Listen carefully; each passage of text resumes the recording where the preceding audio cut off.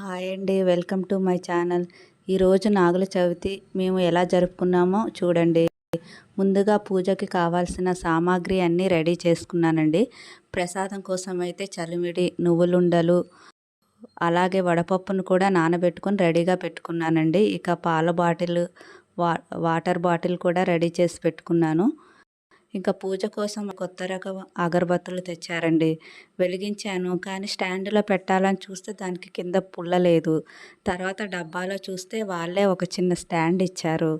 ఇక పుట్ట దగ్గరికి కావాల్సినవి అన్నీ ప్యాక్ చేసుకుని గుడికి వచ్చేసామండి. అక్కడికి వెళ్ళేసరికి ఇప్పటికే చాలామంది పూజలు చేస్తున్నారు. మేము కూడా ఇంకా పూజను స్టార్ట్ చేసేసామండి.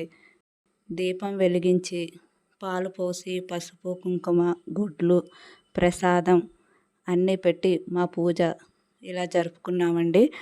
అలాగే చివర్లో క్రాకర్స్ కూడా కొన్ని కాల్చామండి.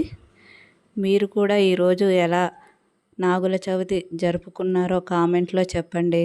బాయ్ అండి, థ్యాంక్ యూ.